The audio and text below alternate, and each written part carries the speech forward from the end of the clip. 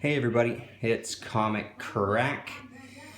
Quick video today. About a month and a half ago, I ordered some records. One of them was a pre-order, so thankfully they waited till the pre-order's time had come and sent it all out as one pack. I don't want to get into too many details. I'm not ecstatic about the shipping method and the extra price. It ended up costing me another $30 just to get the package, and that's on top of buying the records and on top of the shipping already. So yeah, I'm gonna be kind of talking to them about it. So that said, I mean the website was secretly Canadian, and the record label that two of the records are on is Jaguar. So needless to say, I cannot highly recommend this place. So far, we'll see how they deal with my complaints.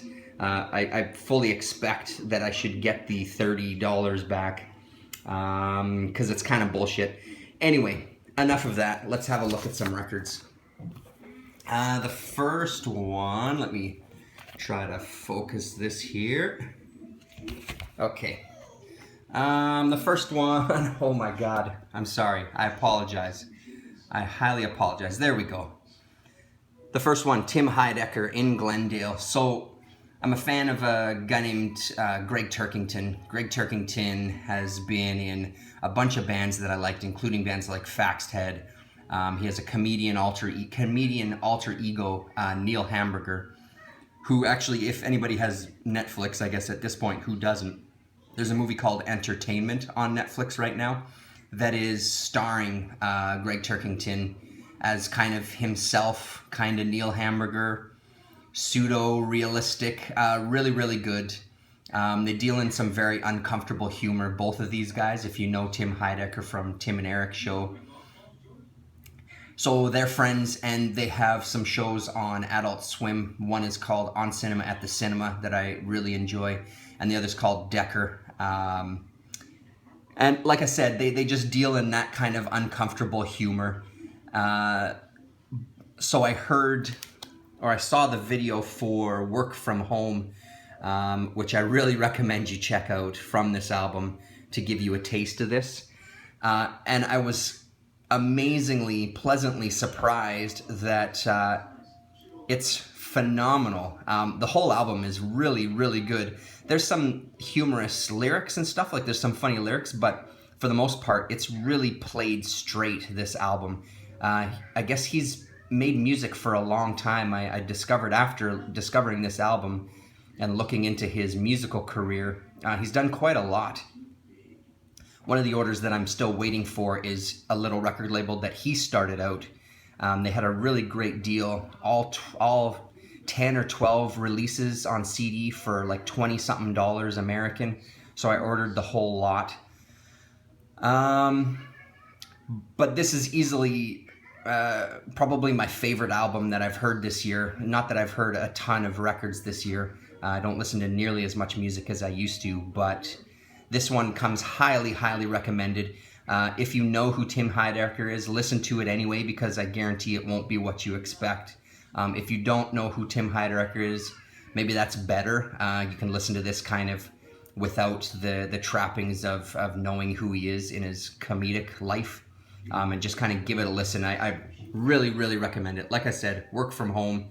Check out that video, and that gives you a really good taste of what you can expect on this album. Next one is a Canadian band. They're called Black Mountain. This is their fourth record, and it's called, look at that, it's called Four. Their first album I love. To this day, I still really love it. Kind of 70s rock type of vibe to it. Not kind of stoner rockish or anything like that, or doom, but just kind of like a good bluesy based 70s rock. I saw them on tour for that first album too, and they played, I think, like an hour and a half long. It was just incredible. Most of the members in the band do vocals, but the main two are this man and woman who have some great harmonies together on that first album. I'd heard pieces of the second album and wasn't really blown away by it. And I haven't heard the third album.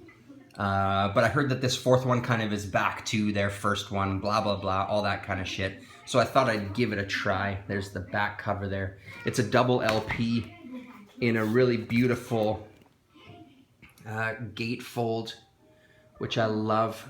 Really nice. And I was looking and I didn't know this. Evan Kang is viola, violin, and orchestral arrangements on Line Them All Up. Evan Kang used to live here in Winnipeg, and a friend of mine grew up with him. I had a chance to meet him, and when I saw him perform live, and if anybody watches these videos on the music side or art side of things, there was a new music festival that I'd gone to that I talked about a guy named Stephen O'Malley, and he wrote a piece for orchestra.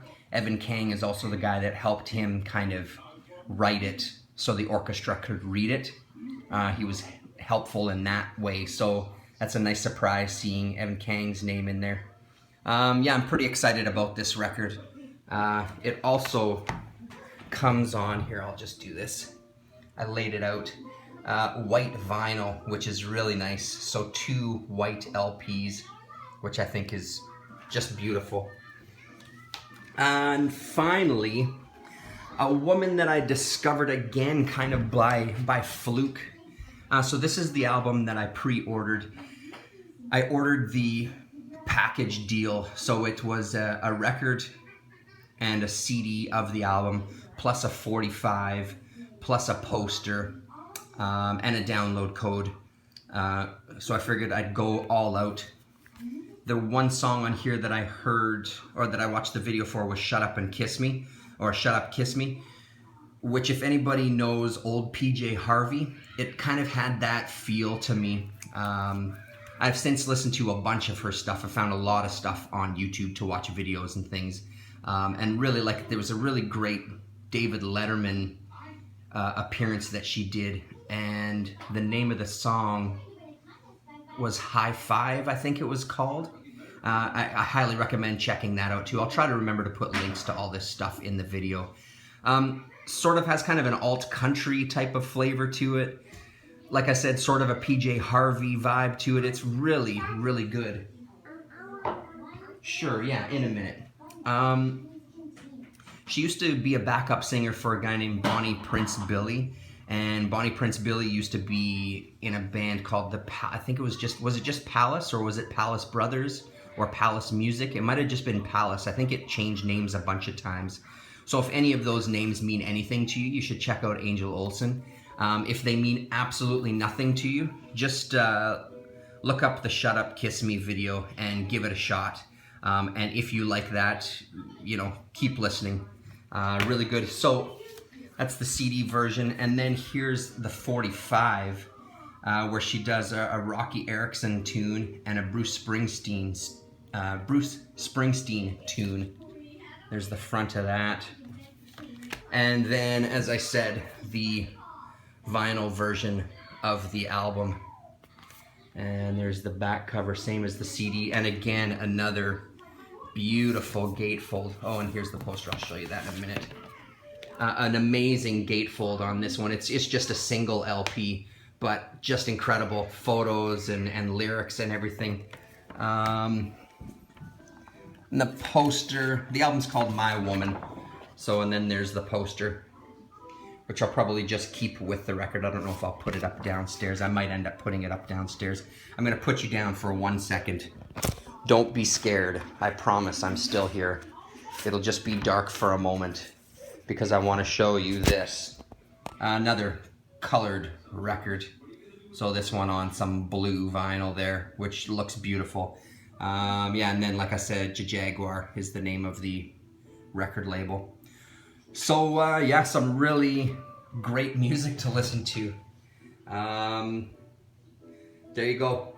Thanks very much for watching, and we'll talk to you later.